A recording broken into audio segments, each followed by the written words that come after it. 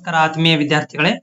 ಈ ಒಂದು ವಿಡಿಯೋದಲ್ಲಿ ನೀವು ನೋಡ್ತಾ ಇದ್ದೀರಿ ಬಯಾಲಜಿಯ ರಿಪೀಟ್ ಆಗಿರುವಂತಹ ಕ್ವಶನ್ ಆನ್ಸರ್ ಗಳನ್ನ ನಾನು ಡಿಸ್ಕಷನ್ ಮಾಡ್ತಾ ಇದ್ದೀನಿ. ಈಗಾಗಲೇ ಒಂದಷ್ಟು ಕ್ವಶನ್ ಆನ್ಸರ್ ಗಳನ್ನ ಹಾಕಿದೀನಿ ಕೂಡ.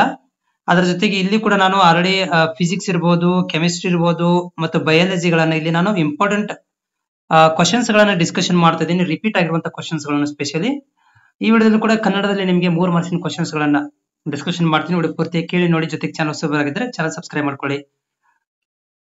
Name the parts of the human eye and mention their functions. ಇಲ್ಲಿ ನೇಮ್ ಅಂತ ಕೇಳಿದಾನೆ. ಇಲ್ಲಿ ನೀವು ಡಯಾಗ್ರಾಮ್ ತೆಗೆಯುವಂತ ಅವಶ್ಯಕತೆ ಇಲ್ಲ, ಡಯಾಗ್ರಾಮ್ ತೆಗಿಬಾರ್ದು ಇದಕ್ಕೆ, ಓಕೆನಾ. ಇಲ್ಲಿ ಜಸ್ಟ್ ನೇಮ್ ಅಂತ ಕೇಳಿದಾನೆ. Name the parts of the human eye and mention their functions, ಅವುಗಳ ಫಂಕ್ಷನ್ ಅಂತ ಹೇಳಿದ್ದಾರೆ. ಸೊ ಫಸ್ಟ್ ಇಲ್ಲಿ ನೇಮ್ ಗಳನ್ನು ಬರೀಬೇಕು. ಒಂದ್ ನೇಮ್ ಯಾವ್ದ್ರ ಕಾರ್ನಿ, ಐರಿಸ್, ಪುಪಿಲ್, ಲೆನ್ಸ್, ರೆಟಿನಾ, ಆಮೇಲೆ ಆಪ್ಟಿಕ್ ನರ್ವ್, ಸ್ಕ್ಲೇರಾ, ಕಂಜಕ್ಟಿವಾ, ವಿಟ್ರಸ್, ಹ್ಯೂಮರ್. ಇವು ಏನಪ್ಪಾ ಅಂದ್ರೆ ಪಾರ್ಟ್ಸ್ ಗಳು. ಓಕೆ, ಮೇನ್ ಪಾರ್ಟ್ಸ್ ಗಳು ನಿಮ್ಗೆ ಇಲ್ಲಿ ತನಕ ಬರ್ತವೆ. So these are the main parts. Okay, so ಆಮೇಲೆ ಇವುಗಳ ಏನು ಫಂಕ್ಷನ್, ಏನು ಇವುಗಳ ಫಂಕ್ಷನ್ ಕೂಡ ಕೇಳ್ಬಿಟ್ಟಿದ್ದಾನೀಗ. ಸೊ ಕಾರ್ನಿದ ಏನ್ ಕೆಲಸಪ್ಪ ಅಂತಂದ್ರೆ transparent outer layer that bind the focus light as inter in the I. So ಇದೇನ್ ಮಾಡುತ್ತಂದ್ರ ಲೈಟ್ ಅನ್ನ ಬೈಂಡ್ ಮಾಡಿ, ಟ್ರಾನ್ಸ್ಪರೆಂಟ್ ಲೈಟ್ ಅನ್ನ ಏನ್ ಮಾಡುತ್ತಂದ್ರೆ ಬೈಂಡ್ ಮಾಡಿ ಫೋಕಸ್ ಲೈಟ್ ಅನ್ನ ಕನ್ವರ್ಟ್ ಮಾಡ್ಕೊಂಡು ಐ ಒಳಗಡೆ ಇಂಟರ್ ಮಾಡ್ಲಿಕ್ಕೆ ಕಾರ್ನಿಗಳು ಹೆಲ್ಪ್ ಮಾಡ್ತವೆ. ಎರಡನೇದು ಐರಿಸ್ ಏನ್ ಕೆಲಸಪ್ಪ ಅಂದ್ರೆ the coloured part of the I that act as a camera shutter control the size of the pupils. Okay, so ಇದೇನ್ ಮಾಡುತ್ತಪ್ಪ ಅಂತಂದ್ರೆ ಐರಿಸ್ ನಮ್ಮ ಸೈಜ್ ಗಳನ್ನ ಕಂಟ್ರೋಲ್ ಮಾಡ್ಲಿಕ್ಕೆ ಸಹಾಯ ಮಾಡುತ್ತೆ. ಓಕೆ, ಸೊ ಇದು ಏನಂದ್ರೆ ಒಂಥರ ನಮ್ಗೆ ಕ್ಯಾಮರಾ ಶಟರ್ ತರ ಕೆಲಸ ಮಾಡುತ್ತೆ. ಓಕೆನಾ. ಆಮೇಲೆ ಪುಪಿಲ್ ಏನ್ ಕೆಲಸಪ್ಪ ಅಂತಂದ್ರೆ opening the centre of the iris that allow the light enter in the I.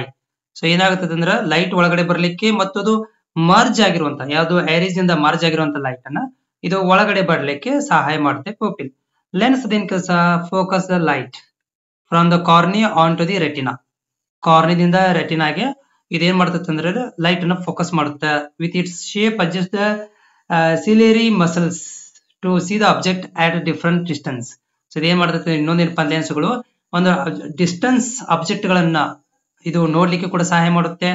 Okay, ಆಮೇಲೆ ಇನ್ನೊಂದೇನಪ್ಪಾ ಅಂದ್ರೆ ಕಾರ್ನಿ ಇಂಟು ರೆಟಿನಾ, ಇದು ಲೈಟ್ ಅನ್ನ ಪಾಸ್ ಮಾಡಿ ಫೋಕಸ್ ಮಾಡ್ಲಿಕ್ಕೆ ಕೂಡ ಸಹಾಯ ಮಾಡುತ್ತೆ. ಆಮೇಲೆ ರೆಟಿನಾ ಏನ್ ಕೆಲಸ ಲೈಟ್ ಸೆನ್ಸಿಟಿವ್ ಲೇಯರ್ ಇದು. Okay, that back of the eye that contain the photo receptor cells convert into light into electrical signal. Retina ಏನ್ ಮಾಡುತ್ತೆ ಅಂದ್ರೆ ಲೈಟ್ ಸಿಗ್ನಲ್ ಗಳನ್ನ ಎಲೆಕ್ಟ್ರಿಕಲ್ ಸಿಗ್ನಲ್ ಗಳನ್ನಾಗಿ ಕನ್ವರ್ಟ್ ಮಾಡುತ್ತೆ. ಆಪ್ಟಿಕಲ್ ನರ್ವ್ ಏನ್ ಕೆಲಸ transmit electrical signal from the retina to the brain. So ಇದು ರೆಟಿನಾದಿಂದ brain ಗೆ ಆಪ್ಟಿಕಲ್ ಎಲೆಕ್ಟ್ರಿಕಲ್ ಸಿಗ್ನಲ್ ಗಳನ್ನ ಟ್ರಾನ್ಸ್ಫರ್ ಮಾಡುತ್ತೆ. Okay, in the form of image, ಇದು ಇಂಟರ್ಪ್ರಿಟೆಡ್ ಇಮೇಜ್ ಗಳನ್ನ ನಮ್ಗೆ ಶೋ ಆಗ್ಲಿಕ್ಕೆ ಸಹಾಯ ಮಾಡುತ್ತೆ. ಆಮೇಲೆ ಸ್ಕ್ಲೇರಾದ ಏನ್ ಕೆಲಸ the tough and white outer layer that maintain the eye structure and protect the inner part. So ಸ್ಕ್ಲೇರಾದ ಏನಪ್ಪಾ ಅಂದ್ರೆ ಇದೊಂದು ವೈಟ್ ಲೇಯರ್, ಇದು ಐ ಸ್ಟ್ರಕ್ಚರ್ ಮತ್ತು ಇನ್ನರ್ ಪಾರ್ಟ್ ಗಳನ್ನ ಪ್ರೊಟೆಕ್ಟ್ ಮಾಡುತ್ತೆ. ಕಂಜಕ್ಟಿವ್ ಏನ್ ಕೆಲಸ thin membrane that covers the front of the eye that inside the eyelid helping keep in to the moist. So ಕಣ್ಣುಗಳನ್ನ ಮೋಸ್ಟ್ ಆಗ್ಲಿಕ್ಕೆ ಹಸಿ ಹಸಿಯಾಗಿರ್ಲಿಕ್ಕೆ ಇದು ಸಹಾಯ ಮಾಡುತ್ತೆ. ನೆಕ್ಸ್ಟ್ ಒಂದು ವಿಟ್ರಸ್ ಹ್ಯೂಮರ್, ಇದು gel like substances that filled space between the lens and retina. Retina ಮತ್ತು ಸ್ಪೇಸ್ ಮಧ್ಯಭಾಗದಲ್ಲಿ ಇದು ಒಂದು ಜೆಲ್ ಟೈಪ್ ಫ್ಲೂಯಿಡ್ ಫಿಲ್ಲಿಂಗ್ ಆಗಿದೆ. ಇದೇನ್ ಮಾಡುತ್ತಂದ್ರ helping the eye maintaining its shape eye shape ಅನ್ನು ಮೇಂಟೈನ್ ಮಾಡ್ಲಿಕ್ಕೆ ಹೆಲ್ಪ್ ಆಗುತ್ತೆ. ನೆಕ್ಸ್ಟ್ ಎರಡನೇ question placenta. So placenta formation and function ಅಂತ 3 ಮಾರ್ಕ್ಸ್ ಕ್ವಶನ್ ಇದೆ. ಪ್ಲೆಸೆಂಟಾ ಅಂದ್ರೆ ಏನ್ರಿ placenta is a temporary organ that form from the both maternal and fetus tissues that develop during the pregnancy to the connect to the fetus to the uterus wall. So ಇದೇನಾಗುತ್ತೆ ಅಂದ್ರೆ ಇದು temporary ಆದಂತ ಒಂದು organ ರೀ.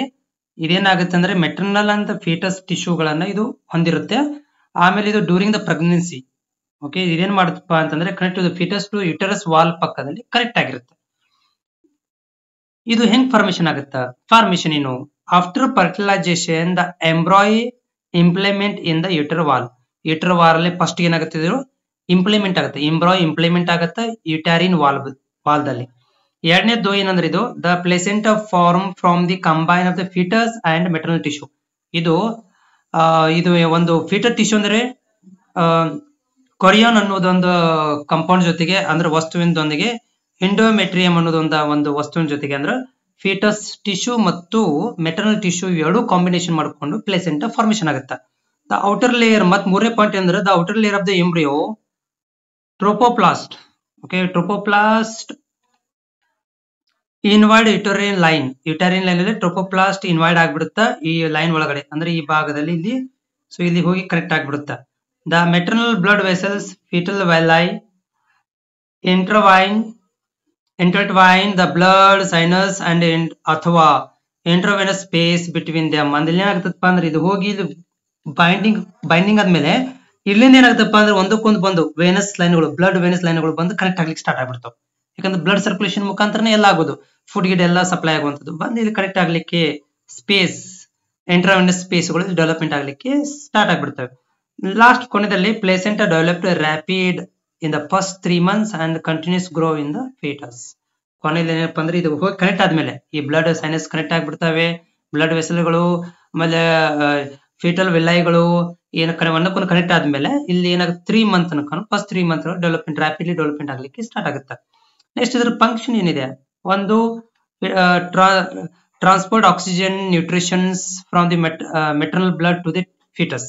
ಇದು transportation ಮಾಡ್ಲಿಕ್ಕೆ help ಆಗುತ್ತೆ ಫೀಟಸ್ಗೆ. ಆಮೇಲೆ remove the carbon dioxide and waste from the fetus blood. ಇದು ಬ್ಲಡ್ ಕಾರ್ಬನ್ ಡೈಆಕ್ಸೈಡ್ ಮತ್ತು ವೇಸ್ಟ್ ಗಳನ್ನ ರಿಮೂವ್ ಮಾಡುತ್ತೆ. ಆಮೇಲೆ produce hormone such as HCG, ಆಮೇಲೆ ಪ್ರೊಜೆಸ್ಟೆರಾನ್, ಆಮೇಲೆ ಇಸ್ಟ್ರೋಜೆನ್ಸ್ ಗಳನ್ನ ಪ್ರೊಡಕ್ಷನ್ ಮಾಡ್ಲಿಕ್ಕೆ ಹೆಲ್ಪ್ ಆಗುತ್ತೆ. Act as a partial barrier against infections. ಇದು ಕೂಡ ಆ ಮಗು ಇನ್ಫೆಕ್ಷನ್ ಆಗುತ್ತೆ ಪಾರ್ಷಿಯಲ್ ಬೇರಿಯರ್ ಕೆಲಸ ಮಾಡುತ್ತೆ. ನೆಕ್ಸ್ಟ್ ಮೂರನೇ ಕ್ವಶನ್, ಟೈಡಲ್ ವ್ಯಾಲ್ಯೂಮ್.